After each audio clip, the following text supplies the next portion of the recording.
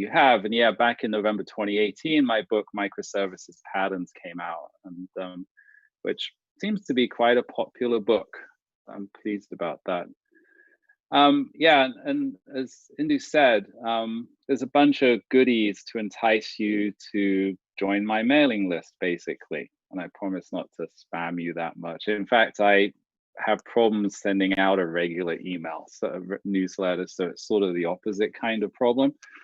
So yeah, so there's discounts and raffles for my free copies of the ebook, discount, plus one of my new offerings is a single deployable unit. And what those words mean depends on which language you're using. But if you're programming in Java, that means a single WAR file or a single executable jar. And other languages have similar sort of application packaging mechanisms.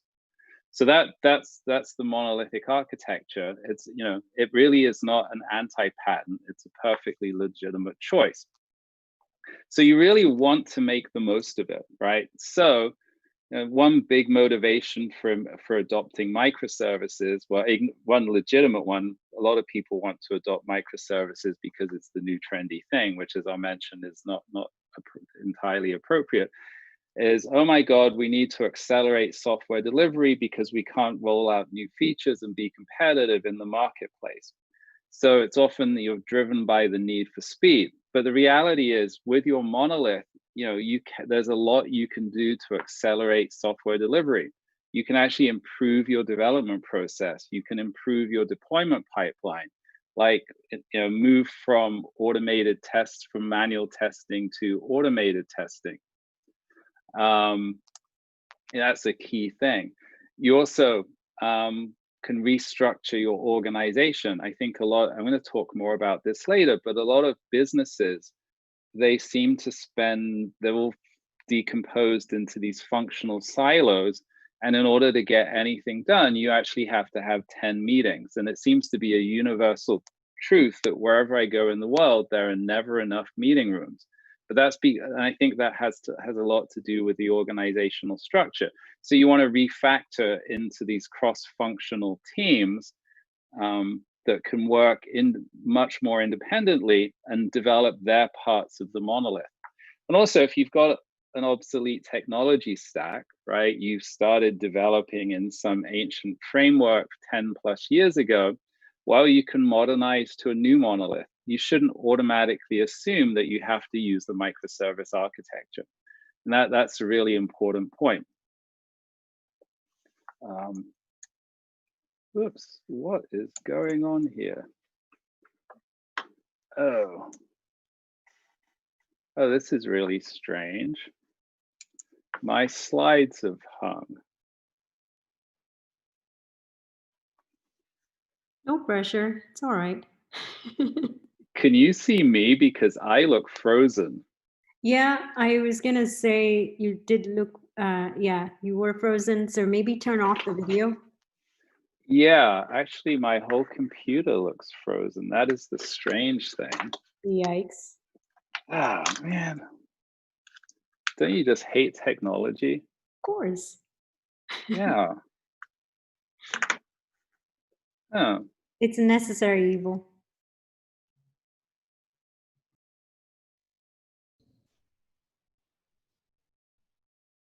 Love it when it works well, hate it when it doesn't. Chris. Right? Yep.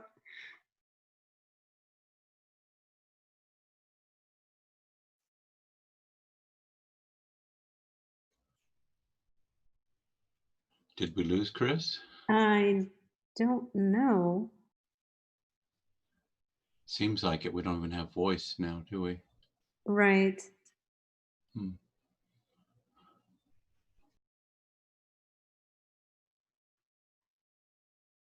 Yeah, I'm gonna, yeah.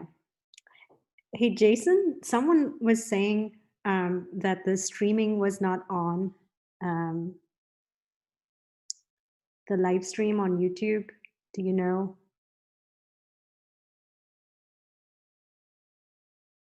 Okay. Okay, cool. And I just somewhere in the middle of the first slide, I just started recording, but as a backup.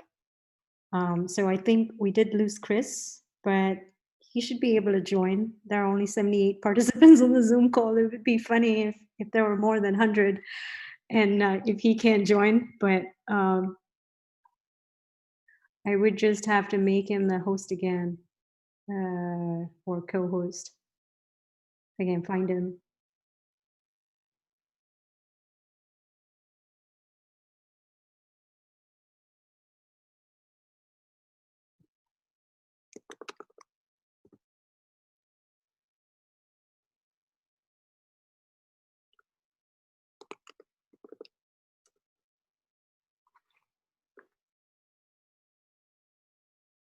The joys of technology.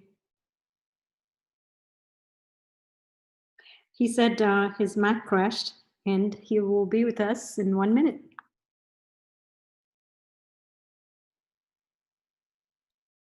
Macs are not supposed to crash.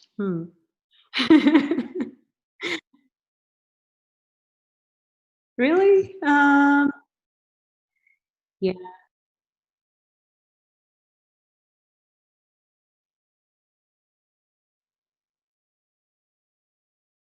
Yeah, I use a Mac. I'm like for my work too, and it's been okay. But sometimes, yeah, Zoom can with screen share can get weird, and yeah, yeah. I noticed that like his screen froze, and or like his video froze, but his audio is coming through. I just figured it would be okay, but you couldn't click through his keynote. Hey, look who's back. You're on mute. I'm gonna wait, sorry. Okay. You know how Macs never crash? Yeah, I was just saying that. Yeah, they really don't, never ever. Now I'm paranoid. You must have messed up with the demo gods, you know? It's like you didn't say your presentation prayers. Yeah. It's true. Perhaps I did not make a sacrifice. Let's not go there. Okay, here You're I back. am. Okay. Anyway, yes, make the most of your monolith. And really only if that is you've done everything you can, you've improved your organization, you've improved your monolithic architecture as much as possible, you've improved your development process. And then only then should you consider migrating to a microservice architecture. And typically the sort of the sweet spot for microservices is when you're developing a large complex application, and you have a relatively large team and you need to deliver rapidly, frequently, and reliably. And there can also be some sort of other non-functional requirements as well, like scalability and so on. But usually it's to do, you want to develop fast and you've got a large team with a large application.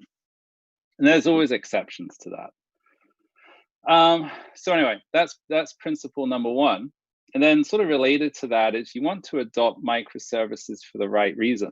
Right. So first off, well, what are microservices? Or strictly speaking, what is the microservice architecture?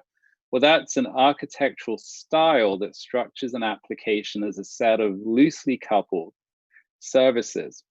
And, I once gave a talk, there's no such thing as a microservice. Like to me, when we talk about microservices, well, that's really a shorthand for saying the microservice architecture. And so you've got a bunch of services and each one has to be highly maintainable and testable. It has to be independently deployable because it's all related back to your need for speed. And a service typically implements a business function and it's owned by a small team. As you're going to see, small teams and microservices sort of go hand in hand. There's actually a concept that I call the success triangle, which says in order to develop software quickly and reliably and sustainably over the long run, you need to have the right process, organization, and architecture. And in particular, today, you actually need the primary process that you want to use is basically DevOps, which includes like continuous delivery and continuous deployment.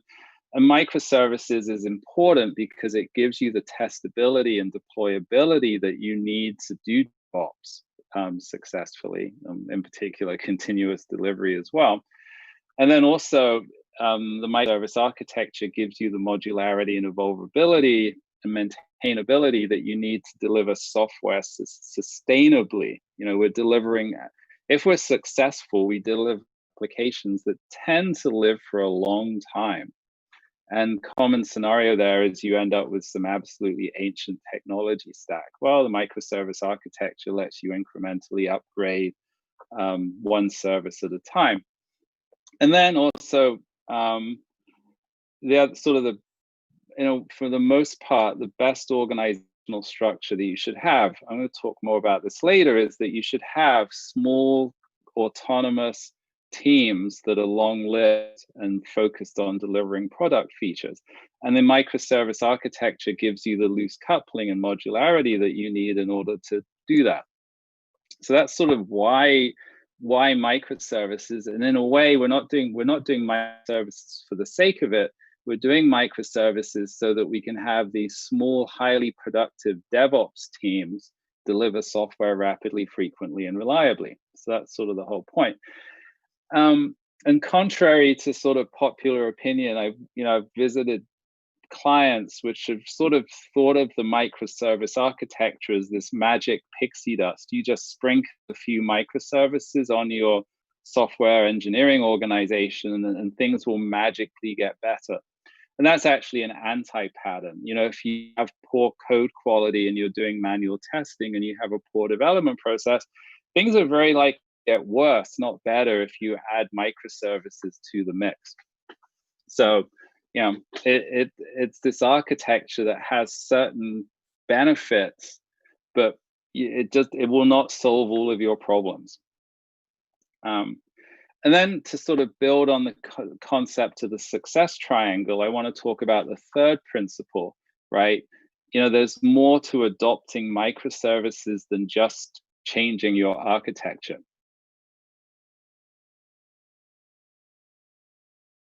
Time frame was this like early 19th century when automobiles were first introduced.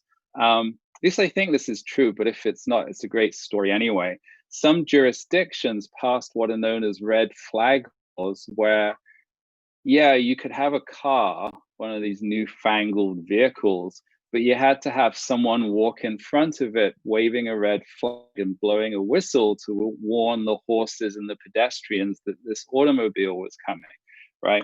So you basically got this, well, machine that probably can go faster than a human being, but you've slowed it down by requiring a person to walk in front of it.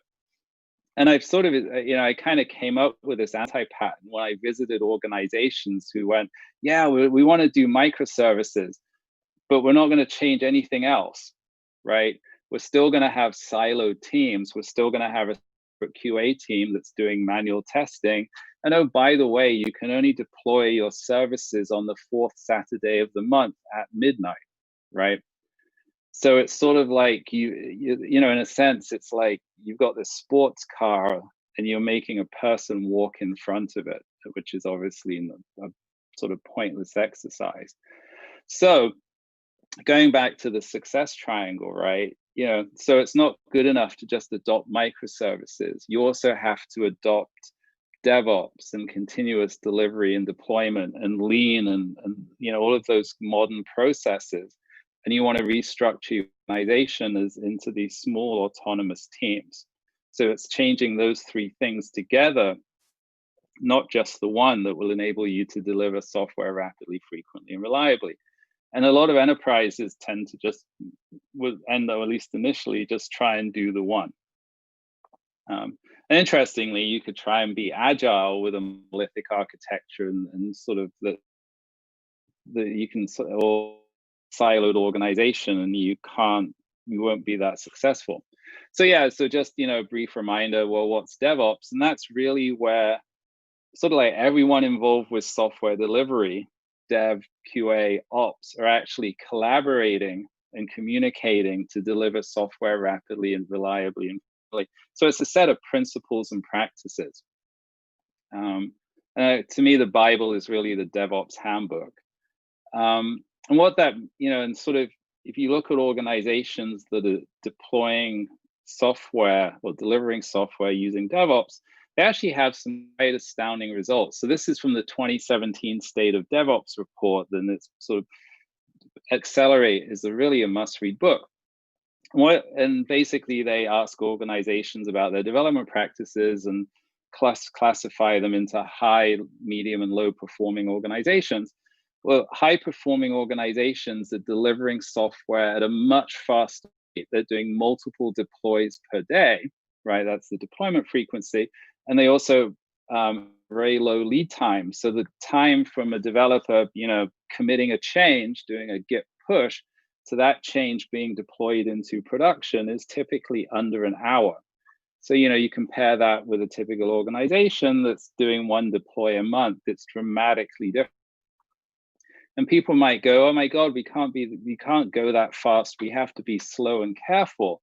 But it turns out that the notion of a constant stream of small changes into production is actually improves the reliability of your software delivery process as well. So these organizations have a very low change failure rate, and the ability to quickly recover from a production outage is correspondingly low. So it's not sort of slow and careful. That's really a myth. It's actually fast and more reliable is how you want to deliver software. Probably, and like there's this great example. Oh gosh, what's the statistic for Amazon right now? But they're like deploying, I think they do 130,000 deployments of some kind of change into production a day, right? It's like insane. I mean, they've massive organization, of course, but an insane, pace of development. And touch wood, they rarely have Amazon.com rarely has an outage, right? What's more, the research shows that if you master software delivery in this fashion, right, it actually leads to greater profitability, productivity, and market share. So there's a real good business case with evidence to back it up. So it's really important. And, and I think there's plenty, it's, normal talk as well about disruption, right? Like new competitors coming out of nowhere. So like certainly in the financial sector, there's sort of been some level of deregulation, and suddenly a bank that's been around for 100 years will suddenly find that it has a whole bunch of new competitors, especially outside of, maybe more so outside of the US than within the US, right? So that's one, great example. But then if the other example, which is kind of sad, but it's also a very good example, is the impact of COVID on businesses, right? Like it's forced, so much more to be done online. So like online grocery business apparently jumped ahead 5 years in like, I think it was just a matter of weeks, right? Where like me, I just order everything through Instacart and Amazon Prime. Haven't been to a regular grocery store in a while. And, that's a dramatic change that forces IT to adapt rapidly, right? So yeah, you've got new competitors, and well, now we have to be scared of epidemics coming out of nowhere, right? So all enterprises need to be very nimble. So that's sort of the DevOps side of things. And then in terms of the organization, right? It's normal to have siloed teams, dev, QA, prod, and software to be handed off from one to the other. And it all requires lots of meetings and delays, and also incentives are misaligned, like developers are paid to deliver software quickly, whereas ops is paid to ensure stability, which means not changing anything, right? So the idea is that you want to eliminate those kinds of conflicts and build these small cross-functional teams where there's a high degree of trust, decisions can be made very quickly, and the teams are empowered to make the decisions themselves, and they own a piece of software. So this whole team of teams thing is a really important concept. Team Topologies is an excellent book on this topic. And it's really interesting because if you look at a traditional organization, right, like the bigger it gets, the more layers of hierarchy, right? And like in a truly hierarchical organization, the brain sits at the top and then the words are at the bottom. And so information flows up to the brain at the top, and then decisions get passed back down, right? And it turns out that the flow of information and commands just gets harder and harder and harder. Then there's all sorts of really interesting mathematical properties about the scaling of organizations and how it sort of flattens off. Whereas if you look at the Amazon model, it's a loose coupled network of these empowered teams. And yeah, there's some hierarchy on top of that, but basically each of these teams acting like a small business, like a startup, and it's innovating and defining their own product. And that's enabled Amazon to be hugely successful. And then another piece of evidence for this, right, is typically when you add developers to an organization, it gets slower and slower and slower because for the same reason they're spending more time in meetings and so on. Whereas if you've got a loosely coupled teams that have a loosely coupled architecture, you can actually add more people and the number of deployments per day goes up, which is pretty important. So anyway, so you kind of have to change everything. You have to embrace DevOps, you have to embrace team of teams and so on. So fourth principle is it's important to get the support of the business, right? Any re-architecting effort is this investment that doesn't exactly have an immediate payoff, but it's taking time away from developing features right now. And so, yes, ultimately will pay off, but in the short term, not so much. So you got to have the support of the business in order to do this. And ideally, you want the business driving this. Like one client I worked with, they actually had it's sort of like a usual kind of enterprisey app, but it was actually installed on customers because the customers were terrified of getting a new release because that would mean because the release was very buggy, which caused downtime, and it was in a business where downtime meant every minute of downtime was a tremendous amount of money, right? So the business was actually driving the adoption of microservices, and that's kind of the idea. They're saying, please fix this for us, right?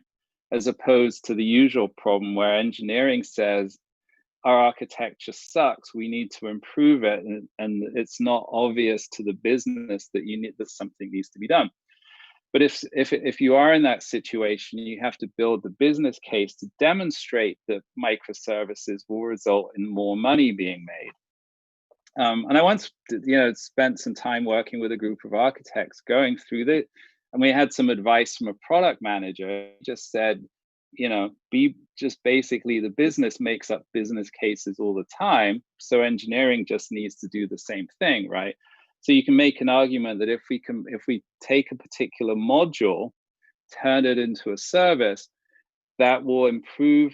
We can test it better, which will mean fewer bugs, which means less calls to support. So it's reducing the support cost, and it will improve customer satisfaction and retention, which hopefully leads to more revenue as well. I think also it will accelerate development, so we can deliver features faster, we can be more competitive, which should lead to more money. And then the last point about being able to run experiments much more frequently is really important as well. Because it turns out that most product ideas, apparently some studies show that 66% of product ideas are either useless, you implement them, they don't drive any extra revenue, or worse, they actually reduce revenue or customer satisfaction. So you want to actually do what DevOps calls hypothesis-driven development, where you're constantly running experiments in production and gathering feedback from users. And basically, if you believe that philosophy, then the more experiments you run, the more money you will ultimately make, because you can't improve your success rate. That's too difficult. Maybe you can't improve the impact from any single idea, But if you can run more experiments, then you can have more successes, which lead to a lot more revenue. And so so the argument goes, well, microservices enable DevOps, which enable more frequent and safer deployments, which means that you can run many more experiments, which means more money. So that's the argument there. And one good example of that was TurboTax. The interesting thing here is that an organization will typically have a code freeze during their busy time, right? But with TurboTax, because they were doing DevOps and microservices, they were able to safely run experiments during tax season, and see lots and lots of experiments. And as a result, they were able to optimize the user experience and sign up more customers, which obviously led to more revenue and so on. So, you can build these business cases, along these lines. Okay, so moving on. To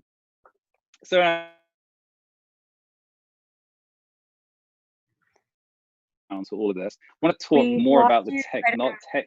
A couple of, like 10 seconds, you kind of froze, or can you repeat?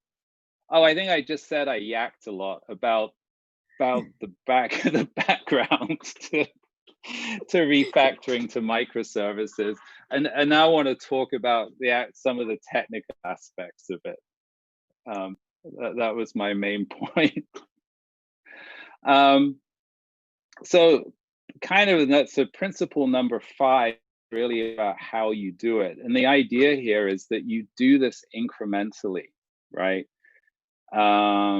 It's a form of application modernization. And one important lesson learned there is don't do these big bang rewrites where you go, oh, we're just going to re-implement the whole application from scratch. Because what you're doing is telling the business that, well, you're going to have to wait on any new features for the next year, which is going to turn into 2 years because you underestimated how long it would take, and so on and so forth. So you want to do it in a very incremental fashion. Pattern that you want to use is called the Strangler Application pattern, or Strangler Fig. And you might be wondering why I'm standing in front of a tree. But this is not a tree. This is the name Strangler Application comes from strangler figs that grow in rainforests. And it actually, this strangler fig, it's this plant that starts off in the canopy of the tree and actually grows down to the ground, and then it establishes roots. And once it's done that, its growth accelerates, and it ends up completely enveloping the tree. So what I'm standing in front of is a tree that has been wrapped in this strangler vine. And this was in Singapore in the rainforest in the botanical garden. I was so excited to discover this, like nerd. But anyway, and actually ultimately the tree dies. So that's kind of like it's sort of strangled, so this terrible violent metaphor. But that's the metaphor that you use, right? Where you're incrementally migrating functionality out of your monolith into the Strangler application, which ultimately which grows in functionality and will ultimately replace the monolith. So, and the name came Martin Fowler. This was something like 14 years ago. I guess he went for a walk in a Australian rainforest and was inspired.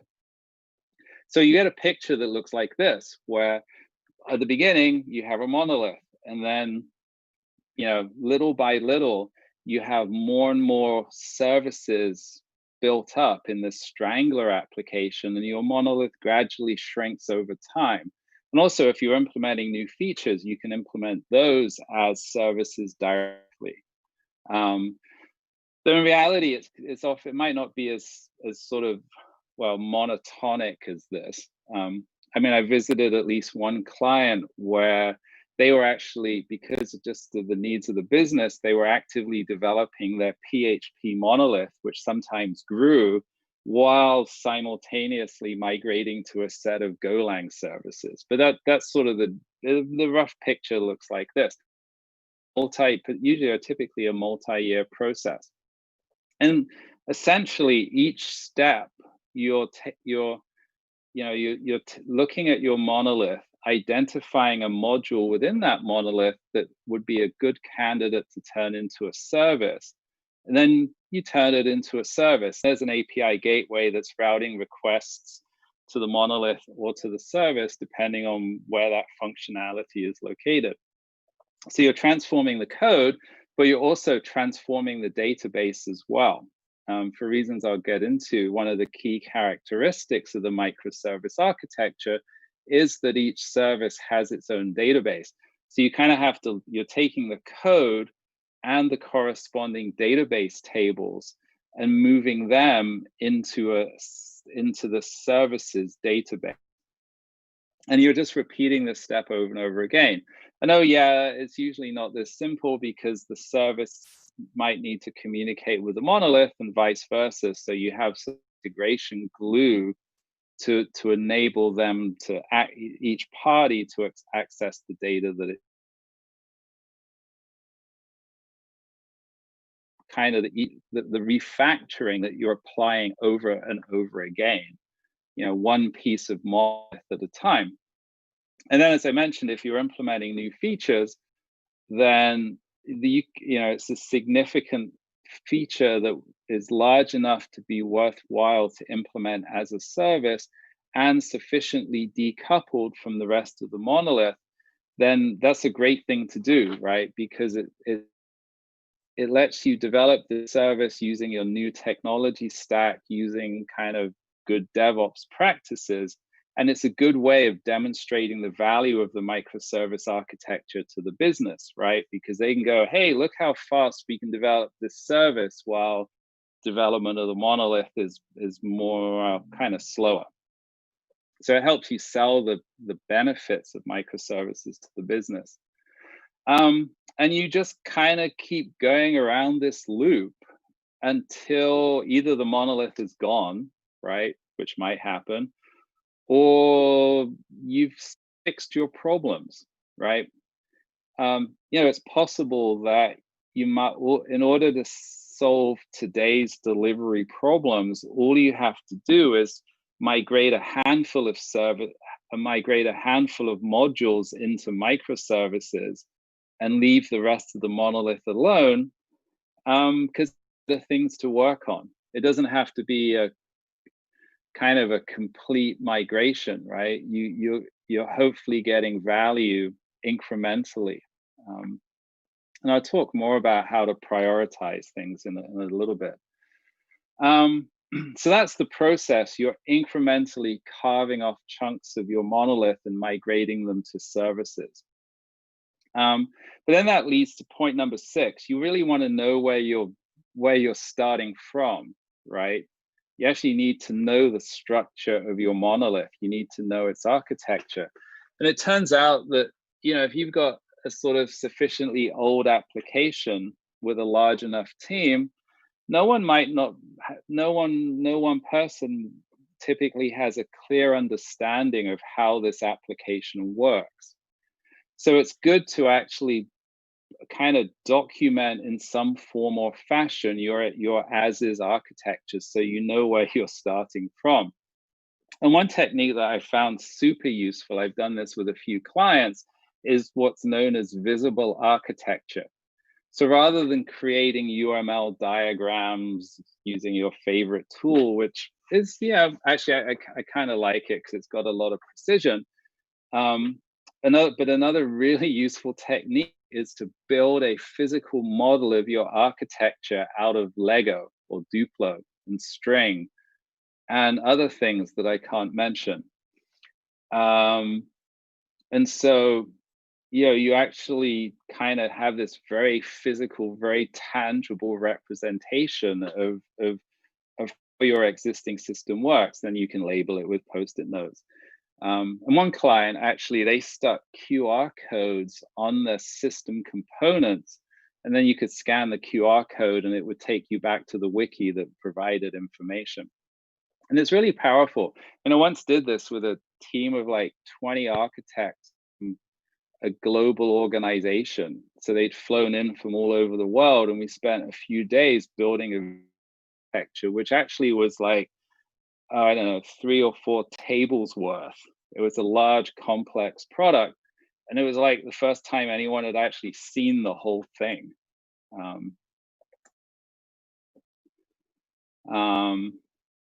But yeah, you need some. I did find that you needed some kind of indications of parts, things that you could drop on your architecture to indicate the trouble spots. Cockroaches were, medium bad things. Okay, so anyway, so you want to build up an architectural model, and you might follow that up with creating some UML diagrams and stuff, because that adds an extra level of precision, particularly when documenting scenarios or that to show how the component in your architecture collaborate. That might get lost, with the string and so on. Then the next principle is, well, you figured out where you're starting from. It's an excellent idea to know where you really want to end up. Because defining, the most critical decision that you must make when creating a microservice architecture is defining your service boundaries correctly. And there's sort of a related anti-pattern there, like focusing on technology like Docker, Kubernetes versus Cloud Foundry versus Azure versus AWS. Yeah, it's not that important. You got to make some sensible decisions. That's not critical to your success, whereas picking the right service boundaries really is. So you want to start off the migration effort with basically brainstorming what your ideal architecture should look like, right? Don't treat it as set in stone, because you're doing this at a point where you have minimal experience with the microservice architecture. So just view it as a work in progress. You will evolve and adapt as you gain experience using microservices. And a key part of this is actually understanding your domain, which interestingly often gets lost as well. I mean, some applications are so old that people don't even know what they do anymore, except that they run the entire business. That's a problem. So using techniques like event storming to actually understand the domain and identify bounded context is really, really useful. And then a few guidelines of service design. You really want to have a coarse-grained architecture. Don't take micro and microservices too literally, because that will just lead to the dark side. You really, you want to start off with as coarse-grained an architecture as possible, which given that the goal is to enable to enable the small teams to be loosely coupled, an ideal starting point is simply having one service per team, right? Each team, 5 to 9 people, they work on their service and they're able to develop and test and deploy it independently. And they occasionally negotiate APIs with other teams. So think small number of services, right? 1 per team, unless there's a darn good reason to have more. So service granularity is one key topic. The other key topic is coupling, right? Like a defining characteristic of the microservice architecture is loose coupling. And there's actually 2 different forms of coupling, at least 2. And one of them is runtime coupling. The other one is design time coupling, which I'll talk about in a minute. But runtime coupling occurs when one service can't respond to a synchronous request unless some other service responds to it. So like in this simple example, the order service handles a create order request by making a reserve credit request to the customer service, waiting for it to respond. And then once it gets a response back, it can finish creating the order. And that sounds super simple, except that the availability of the create order operation is the product availability of the order service and the customer service, right? And I've worked with clients where when we've sketched out the patterns of interactions, we suddenly find that there's 10 services invoked, right? So you sort of end up, if you have that many services, you basically lose 1/9 of availability. Even though it all looks simple, you're risking high latency as well. Any one of the services in a synchronous chain risk slowing down the overall response. So you got to be very careful about runtime coupling. And so there's this idea, another pattern known as the self-contained service. So that's a service that can respond to a synchronous request without waiting for a response from another service. And there's a few different ways you can do that, okay, which is sort of which you might actually have to do, but it's obviously undesirable, is you merge services together, right? So rather than the order service having to invoke the customer service, it just has the customer logic embedded within it. That improves availability, but yeah, which is good.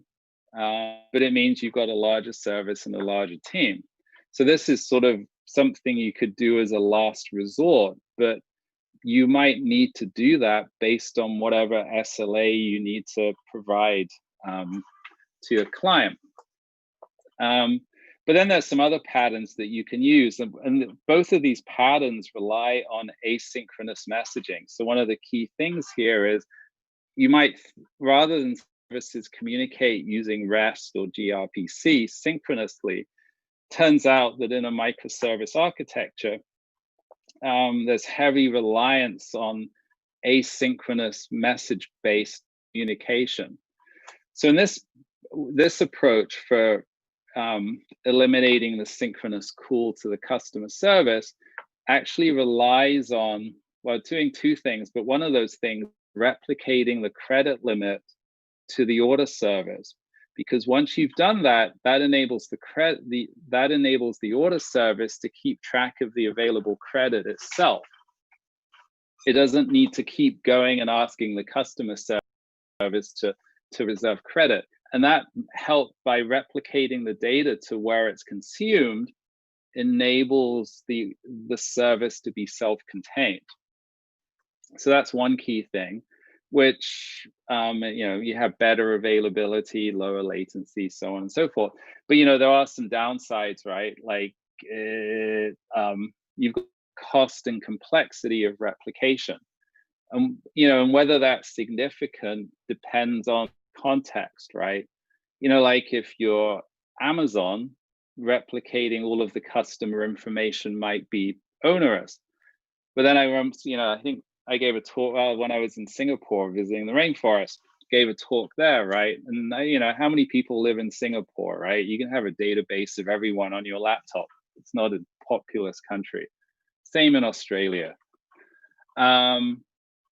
So, it really depends on the cost of replication, depends on the context as well.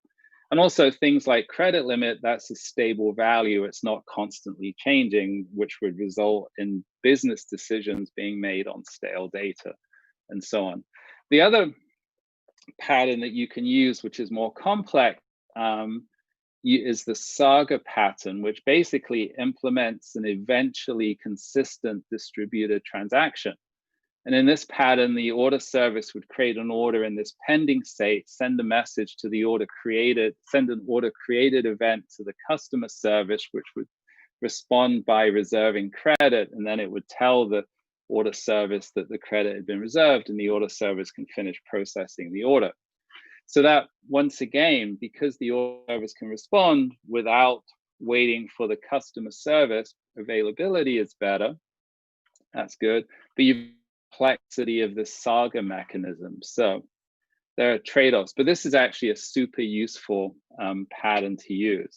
But both CQRS and Sagas rely on asynchronous messaging. So it's not as straightforward as REST, but long chains of synchronous calls, particularly when updates are involved, are basically something to be avoided.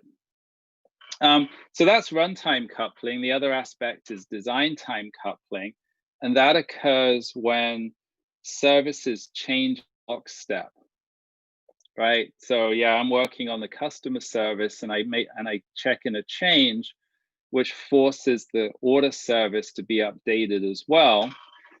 That's breaking this concept of team autonomy. We got to have meetings to plan the change and so on. And so it's, counter the goals here. So to avoid that, you want to think of services as sort of looking like icebergs, where they have a small, stable API that only evolves in a backwards compatible fashion. That API encapsulates a large complex implementation. So sort of the visible part of the service, which is difficult to change, is much larger, is much smaller than the implementation, which is hidden and hence easier to change. So that's why I think of it as an iceberg. And then you also do not have shared libraries containing business logic, because that requires services to change in lockstep when the corresponding business rules change. And the database is private as well. So you can change the schema without coordinating with other teams in order to make that schema change.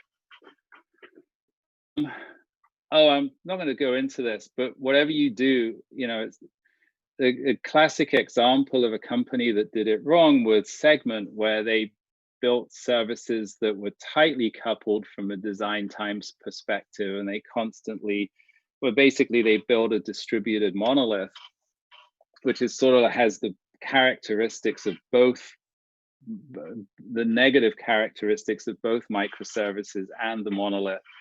Though it did enable them to give a talk at conferences, so there was some good came out of that. Moving on.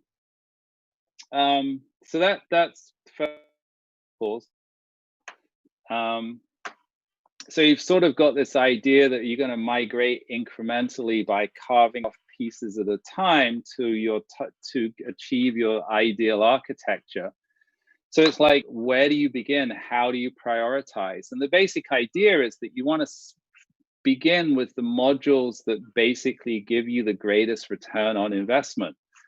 And I'll define what ROI means, but it's like you basically rank your modules by ROI and just work your way down the list, converting each one to a service. So what is this ROI thing? Well, basically, when you turn a module into a service, you get a bunch of benefits, right? You get the return, right? And so, so it would accelerate development. It might make architecture more scalable. So for instance, if you have a module that's implementing, core business logic, say it's your core domain and it's constantly undergoing development, there's a huge benefit to turning that into a service, because it can then deploy it at a much faster pace than if it were still embedded inside the monolith, right? And likewise, if you have something that's difficult to scale because it's embedded inside the monolith, if you turn it into a service, you can scale it independently. So you kind of have to look at the benefits of, well, if this module, what happens if I turn it into a service? What benefits do I get back?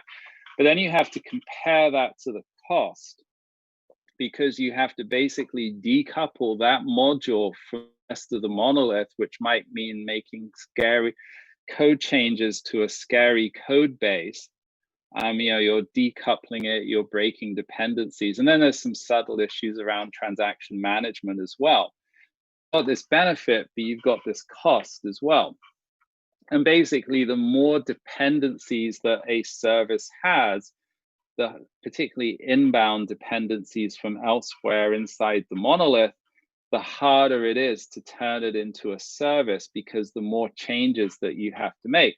So in this example, module A is just handling requests from the outside.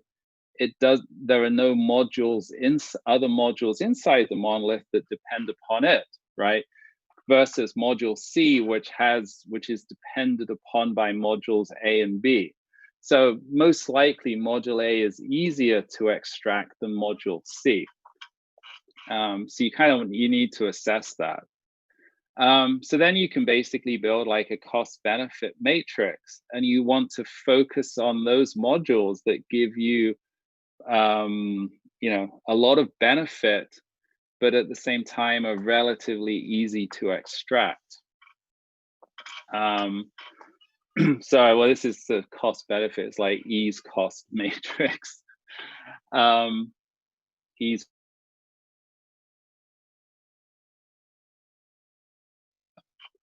So that helps, and that ties back into building a business case for actually doing the work. So that's kind of prioritizing what work should be done first, and then the next point is, how do you measure success? Now, long time ago, I think it was 2007, I visited this large company, very hierarchical organization, and the CIO had read this ebook that I'd written that had been this was in China, it had been translated into Mandarin, and he just told his entire organization to do microservices, right? And of course, very hierarchical, no one argued with the CIO, and so it became like part of everyone's KPIs to actually do microservices, right? So basically they had sort of, so people's pay essentially was dependent on the number of microservices that they had implemented. And so I would meet with a team, and they would go, and I go, why are you doing microservices? And it was like, well, my manager told me to. As you might expect, this is not a good metric. Going back to what's the goal, right? It's really to accelerate software delivery or improve scalability or whatever your non-functional requirements are, right? So you want to measure success by reductions in lead time from commit to deploy, and increases in deployment frequency and improvements in your reliability of deployments.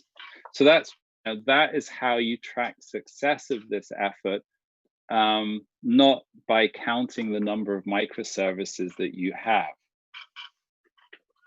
So that's then final point is, it's like, if it hurts, don't do it, right? I see this from time to time where someone will go, well, we built microservices and it was terrible, right? There was there was all this excessive communication. We're having to change things in lockstep. There was a lot of complexity. And yeah, that's like, it's, those are some of the potential downsides of using the microservice architecture. But the thing to remember is that these problems are not inherent in the microservice architecture, and any sorts of problems that you have basically are derived from the decisions that you made and how to split up your system into services, right? You might have decided, well, we're going to have 3 services, A, B, and C, and that sounds great, except that A is calling B a ridiculously large number of times, resulting in a lot of very high latency and so on. So it's sort of like, if it's hurting, you really want to take a step back and then reconsider how you've decomposed your architecture, eliminate, right? So, you want to, if you have a problem where there's excessive cost of communication between module A or service A and service B, well, you got to transform it in some way, which might actually mean merging those services to an A/B service. That's sort of the last resort. Or ultimately, maybe it's, well, we should just have a monolith because we can't figure out how to decompose your system into services. Sort of like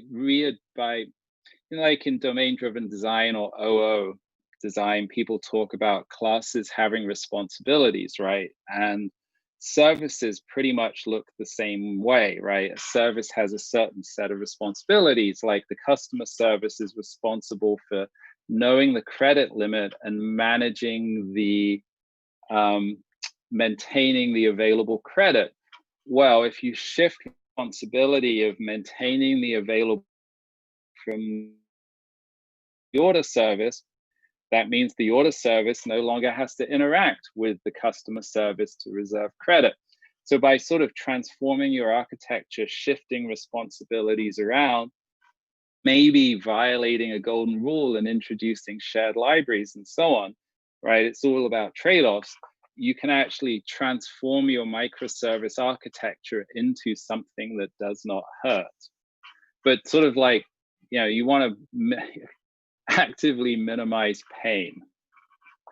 So that's my talk.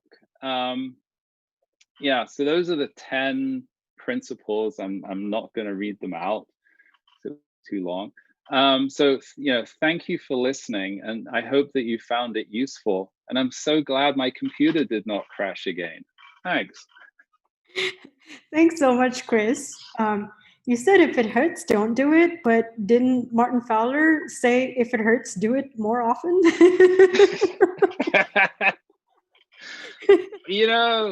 That's good. It's true, right? It all depends, right? I'm gonna say it depends on what it is.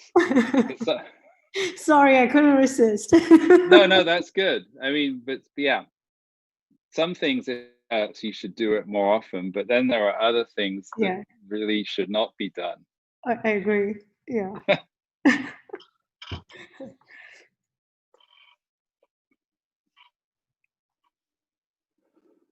And some of what you said, especially with the teams, like when you were talking about team boundaries and organizational structure, especially when you talked about loosely coupled organization structure, it kind of reminded me of Conway's law, like the software. Oh yeah, you actually, you cut out, by the way. But oh, sorry. Yeah.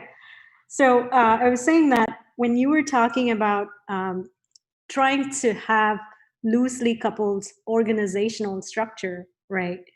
It reminded me of Conway's law, like how the software we write tend to use the communication patterns of the organization.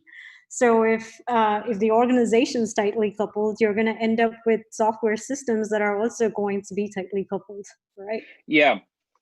No, I should have uttered the phrase Conway's law at some point, because this whole notion about the microservice architecture being a loosely coupled architecture that supports loosely coupled teams is basically Conway's law, right? I mean, people talk about the reverse Conway maneuver, so yeah, it's like, if you want to have some sort of changing it in the sense, if you want to have loosely coupled teams, well, you got to have a loosely coupled architecture to enable that. Yeah, so I have a question from Sebastian, which is regarding microservices and microservices patterns. In your opinion, what are the areas of biggest opportunities in terms of maturity and things to be done yet?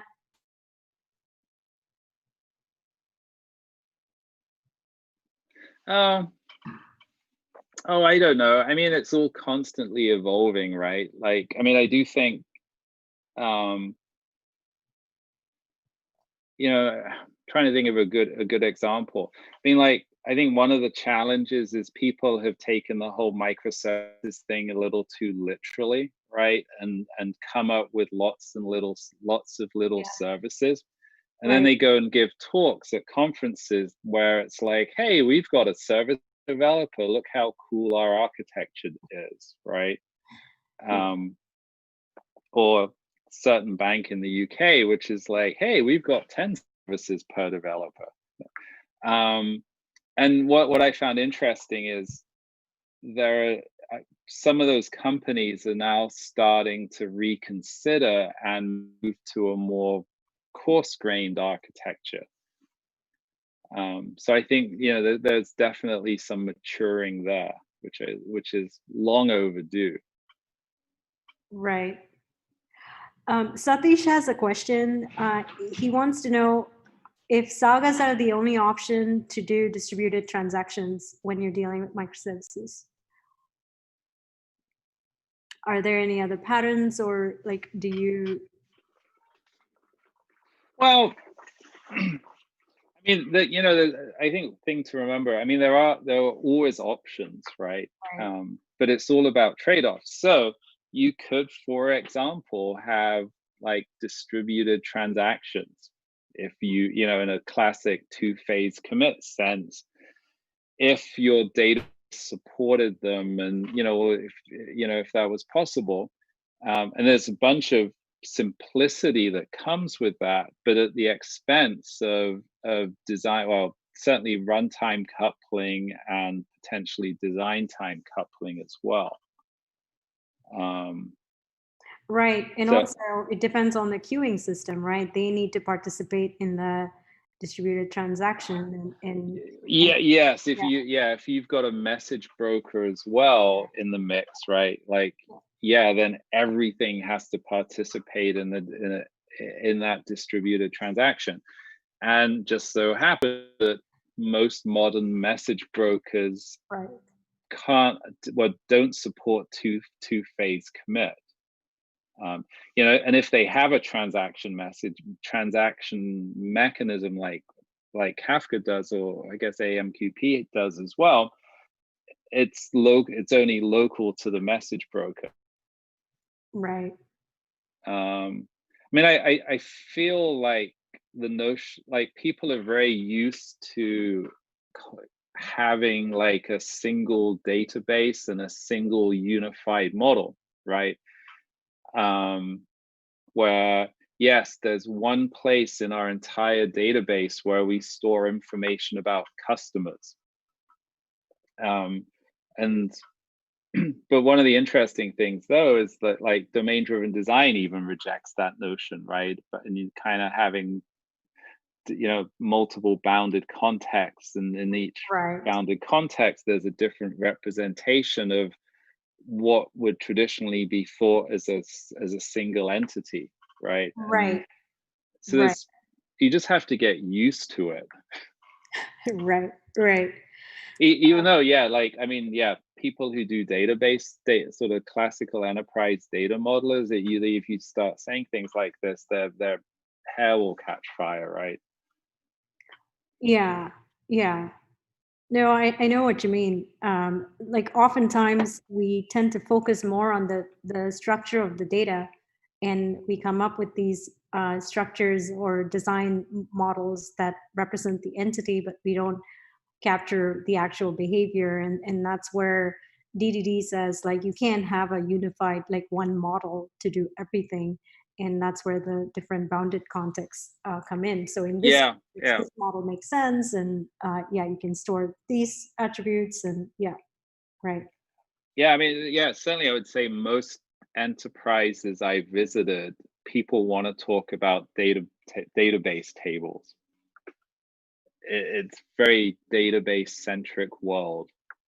Right. So there's a related question, like, relating to database. If you had any suggestion on how to split an important table in the microservices, do you replicate the table on each service database? So, like, pretty much, like, how do you do the data separation to the new microservice? Yeah. Well, as always, the answer, it depends. I mean, one of the key things to remember is that a given attribute must be owned by one service. Like, let's just say customer, the name of a customer, right? That there's only one service must own that customer attribute, and it can be the only service that updates it. And every other customer name attribute is a read-only. That's the golden rules, right? Only one service can update a given attribute, and if you want to update that, some other service wants to update that attribute, they have to go back to the owning service, right? So that's one thing to keep in mind. And then and then sometimes you might need to sort of implicit in some of that is, sometimes it's handy to replicate data to where it's needed in some form or fashion. Like, I mean, I think about, like, in my food to go application, right? There's sort of, depending on how you look at it, right? Like, an order has several phases. Initially there's the order that the customer places, then it's in the kitchen and it's a ticket that the chefs are working off, and then it's a delivery. And in a monolithic system, the order stuff, the kitchen stuff, and the delivery stuff would all be bundled up into one order, right? Objects, columns in the same table. But the usage patterns are very different. And so it's actually quite straightforward to slice up an order into 3 different entities: the order, the ticket in the kitchen, and then the delivery in the delivery service, right? And yeah, there's some synchronization required. Like, obviously, if the order is canceled, you have to cancel the ticket and you have to cancel the delivery if it's been scheduled. But that's basically the whole Saga mechanism combined with sort of the CQRS pattern as well. Right, which kind of, I think, takes us to the next question, what Praveen wanted to know, like, what's better in terms of decomposing, or which is better in terms of decomposing service boundaries? Is it through business capabilities such as order, payments, or is it through attributes of a different entity being kind of grouped together that needs to work cohesively? So yeah, I think you were touching on that, right? So it's like you could have different entities, right? Yeah. Yeah, But, I mean, I think yeah, it's kind of like, well, there's just many different thoughts about that. I mean, there's a whole bunch of guidelines for doing decomposition. So like, if you follow business architecture, right? Like, one part of the architecture of the business is the business capability map, right? And so you have a whole hierarchy of capabilities, and a given capability tends to be something like order management. Well, it's like business object, some kind of verb. That's kind of the naming convention. And so you can derive services from your business capability model. That can be useful. If you're wearing domain-driven design hat, then you think of the subdomains and bounded contexts. Though interestingly, those things have to be kind of like in the same way that you've got to discover your service boundaries, which is a subjective fuzzy thing. Turns out that I would argue discovering your bounded context is also a subjective fuzzy thing as well. Right. So when you say, oh yes, our services are just modeled after bounded context, that sounds good, except that you're just in a different world of fuzziness at that point. Right. I mean, this is sort of one of the big challenges with the microservice, well, with any software architecture and design, is that it's a remarkably fuzzy thing, and you just have to use your best judgment to kind of come up with the architecture and design. And then, I think events useful as well. I've been spending a bunch of time thinking about that recently, right? But you sort of split up your timeline into a series of portions based on like pivotal events and parallel swim lanes and things like that, where it kind of hints, it sort of hints at the distance of bounded. It's all a bit subjective and fuzzy as well. Right, but yeah, I think like DDD has the event storming, right? So with the event storming, you can tease apart like what's the actual business behavior. You can by doing the event storming approach, you get to learn, what are the key events and how does the behavior change, what needs to be the compensating actions. And so you tend to find like how this behaves, and you can come up with what the dependencies are and draw your sort of boundaries, right? Yeah. I mean, I think it's remarkably useful, but at the same time, I think there's a lot of fuzziness there as well, right? It is subjective at some level. Right. Yeah. But hey, you know, that's why architects are awesome, because you know they get paid the big bucks, right? Yeah.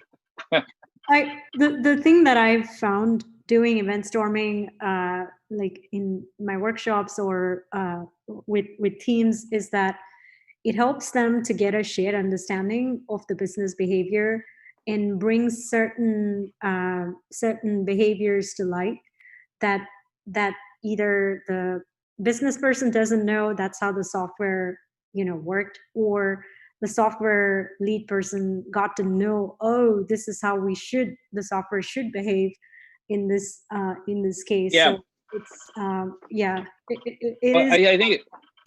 I think it's hugely valuable, right? It's sort of like visible architecture, you know, doing things in the physical world makes them real somehow, and does create a shared understanding.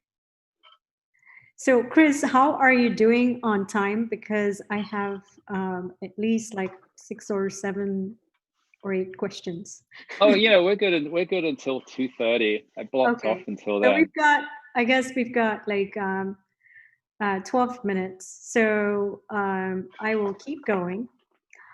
Do you have any personal experience where it hurt so much that like they abandoned the decomposition? They basically gave up on decomposing the monolith? Or can you share any experience, lessons learned from that experience? Yeah, I mean, I haven't worked with anyone like that. But you know, it's sort of like the segment K example that I had on that slide was a company that had a monolith, broke it up into microservices that turned out to be a tightly coupled set of microservices because of a shared library that had to be kept in sync. And then they went back to the monolith. Yeah, because distributed monoliths, you went from monoliths to distributed monoliths. Yeah. So that's why it's like services must be loosely coupled. Yeah, I mean, it is funny. I mean, we're sort of in this era of like hating microservices, right? You know, it's the Gartner hype curve where microservices are awesome. Oh no, we're in the trough of disillusionment. They suck, right? And we're, you know, hopefully we'll get to the plateau of enlightenment at some point. Right. There was like the InfoQ bell curve that Suzanne Kaiser had shared in one of her talks. In the bell curve, like the microservices adoption were like on the on the heavily adopted side. On the like earlier new adopter side, it was like a dot that said people who do microservices right. So there's so yeah, definitely, yeah. What is the best? I mean, do you have any recommendations for building confidence between dev and QA? For instance, any recommendations for getting test cases from QA and having dev team automate those tests? Oh, can I say you should get rid of the QA team?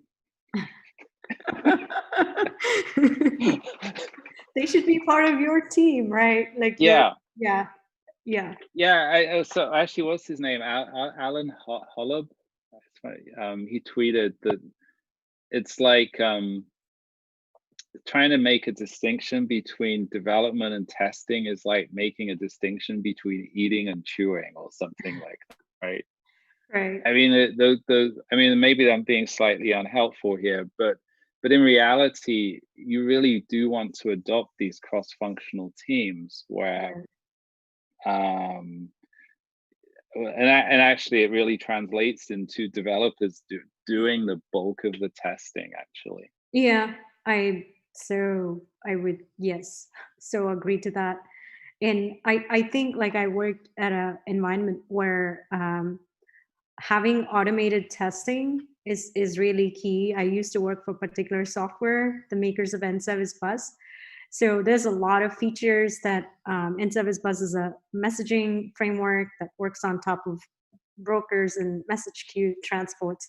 So many features, and it's impossible to do like manual testing. So if we had like automated tests for everything. So before, as part of the build, it would just go through and run every single application. It would execute all the samples, and if it failed, then it would fail the build.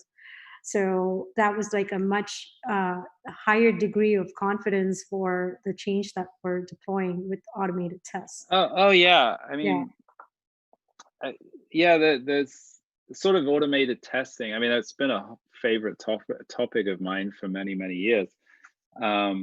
But in general, I mean, one of the biggest failings of most IT engineering organizations is when it comes to testing.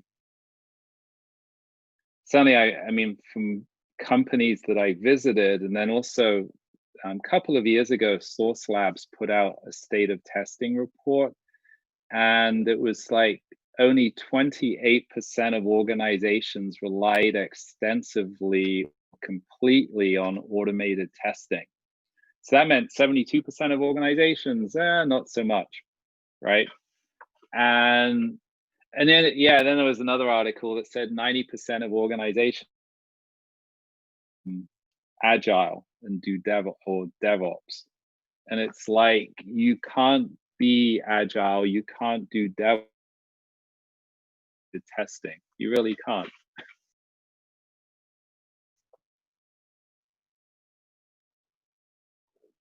Oh, I didn't realize I was muted. So,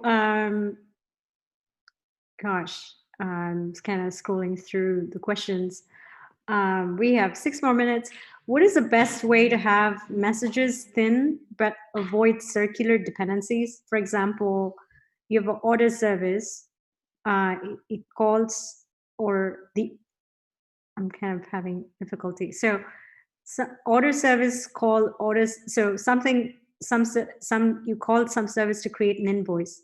So if you have a big message with the whole order, it's not flexible, it increases coupling. So if invoice service calls order service, so you've got a circular dependency. So what's the best way to avoid this sort of circular dependency? Yeah, I mean, okay. It all sort of depends. I mean, one option is just simply live with circular dependencies. I mean, I know they're traditionally, I mean, like if you're in a monolithic architecture, circular dependencies are traditionally bad. But I think they're less bad in a microservice architecture. And and then sort of what the core of your question here is, do you have minimal events, like order created event could just have the order ID, right? That's minimal event. Or do you enrich it with the order details? I mean, I tend to lean towards enriching the events with the information that a consumer typically needs. Yeah, I tend to go either way, right? It depends on the scenario. I mean, you don't want, this is where like DDD helps. So when you're trying to publish an event, you do want to be careful about the schema, because you could technically, I mean, the whole point of using messages is to be loosely coupled. And now, like if you expose too much in the schema, you are going to get coupled to the schema. So for example, you publish an event and you've got lots of data in that event, and now you want to change the schema of the event. Now it's like the subscriber is affected too. So I tend to not put a lot of information in the event. So whoever is the context or the service that's publishing, it makes a conscious choice as to what information can be leaked out of that context. So, yeah. Well, but there is this sort of contradiction there, right? Right. If the consumer of the event is then going to ask for that exact same data anyway. Yeah, that's You know what I mean? You're not exactly hiding anything by not putting it. Yeah, this becomes like a CRUD model of request response, right? So you kind of don't want that. So events that get published should really be publishing things about important business things that happened. So not a way to go back to you and get more data, right? So yeah, and it maybe one of the underlying problems is that you know, the distinction between domain events and integration events. Right. Yeah. I've been meaning to write about this because I came up with some good examples about where it's like, hey, you know, it's like, hey, we'll just use event sourcing and we're just going to publish those events and basically they can get consumed.